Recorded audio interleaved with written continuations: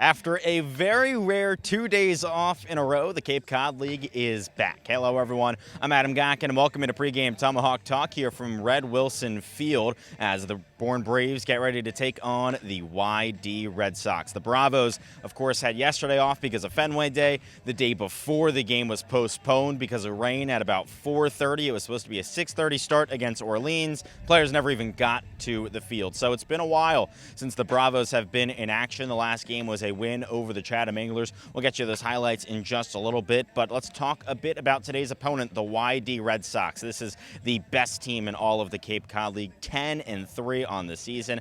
They have probably the best pitching staff in the league and maybe the best bats in the league as well. But again, 2 days off, so maybe things can change here. The Braves have some new players in. They've also lost some guys, so really interesting to see what will happen today. Well, let's start you off with highlights from the Bravos' last game against the Chatham Anglers here on Pregame Tomahawk Talk. All three of his starts came in June. He likes this ballpark, and Arquette likes this swing. Right at Conrad in right field. The runner and over and will tag. Catch is made. The throw goes to third base, so the run will score. Sac fly for Iva Arquette, his 8th ribby of this season, and the Anglers strike first here on the road. It's 1-0. Larson, the sophomore out of LSU. 1-0, both runners going. Guzman, a strike, ends the inning. Big throw from Adonis Guzman, gets Jet Johnston stealing, and it ends the top half of the first here from Dorn Park. Has an RBI chance here with Chatham on the 1-0 lead early. Conrad can run. You wonder how wary here this Chatham defensive side is. Conrad going right on cue. Smithwick's throw not in time. Here comes Penny to the plate. He's in there. Bourne loves to run. A lot of track stars on the base paths, and they tied up at 1 apiece.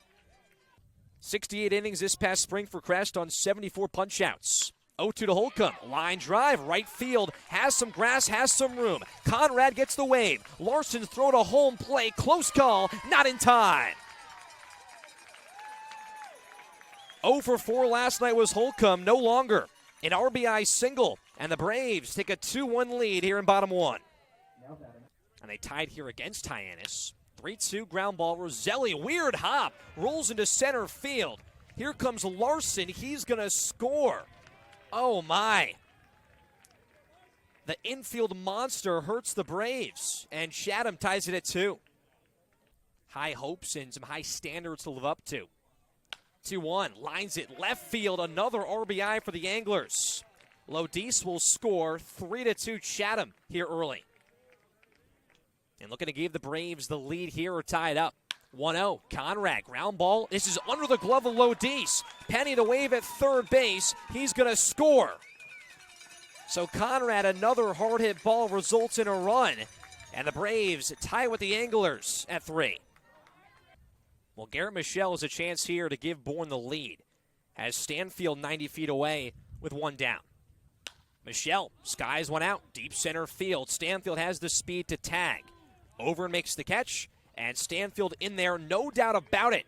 Garrett Michelle does his job. His 4th ribby of this season, and the Bravos lead 4-3. But a 2-run insurance would do a lot for Bourne with Tyler Fay coming out of the bullpen. The 1-2 from Crest. Conrad is going. Grady, line drive, center field. It's there. Conrad slid into third. He'll stand up.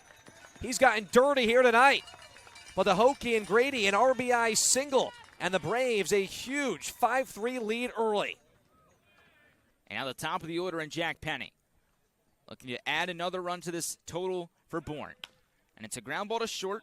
Lodis. Fields bobbles it. No play to be made. And Bourne will add on another. Roselli scores on the E6. And it's 6-3 Bourne. Here's the 2-1 line drive, roped into the left center field gap, and that's going to go all the way to the wall. Conrad with a bunch of speed. He's around third. He's going to score easily as Braden Holcomb gets through for his first extra base hit of the summer. There goes Holcomb on the first pitch. It's a ground ball to shortstop. Lodis, Fields, throws to first. Out there, the throw home. Holcomb slides, and he gets under it.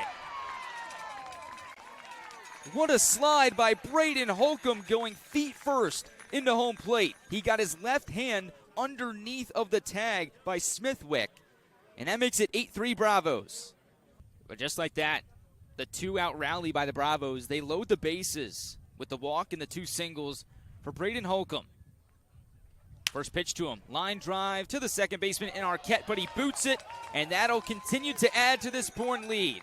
As Jack Penny comes home to score, now Stanfield to the plate, he's gonna score. Arquette was sleeping over there in shallow right field at second base, and Chris Stanfield makes the most of the opportunity. Second pitch on a 1-hop to Clay Grady. He'll step on the second base bag, and the losing streak ends at 3. The Bravos, in their first back-to-back home games of the season, take game 2 of the homestand, 10-3 over Chatham. So we continue on here on pregame Tomahawk Talk ahead of the Braves taking on the Red Sox. Adam Gotkin alongside Nathan Schwartz and Cam Manna. And Nathan, starting with you, for the Braves today, they go with Bo Bryans on the mound. This is his first start of the season, but we've already seen him come out of the bullpen a couple times this year. Yeah, he'll be making his 4th appearance today. He's been pretty good so far coming from the JUCO level. He'll be making the switch to the SEC and going to Alabama this fall. But he made 15 starts at that JUCO level with Jones County this spring. It was fantastic, a 3.44 ERA, and looking to carry that success over to his first start here in the Cape. Yeah, a lot of times pitchers will do even better once they get a start compared to how they played in the bullpen because they're used to it. They can get into those routines. And talking about routines, a very weird stretch here in the Cape League. We had the league-wide rainout a couple days ago. Yesterday was Fenway Day, so back-to-back games or days with no games. Yeah, weird 2 days. The Braves think they're playing until 4:30 on Sunday, and that game's canceled at Orleans. But great festivities at Fenway. The scouts are there, and the Bourne hitters get to show off what they can bring to the table during BP. But it's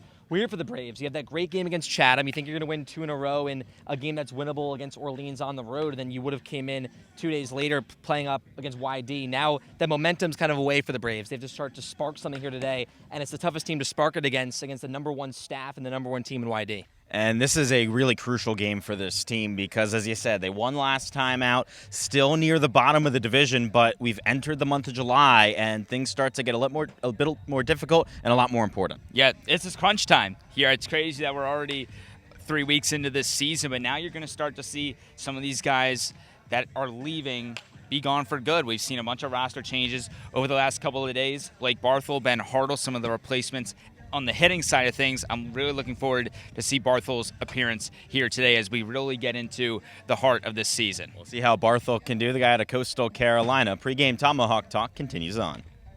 Now joined on Pregame Tomahawk Talk by Davis Gillespie out of Southern Mississippi ahead of the Bravos taking on the Red Sox. Davis, yesterday you guys had the chance to go to Fenway Park. What was that experience like? Oh, it's unreal. I mean, you can't beat it. I've been to games there before, but getting to be on the field was something special.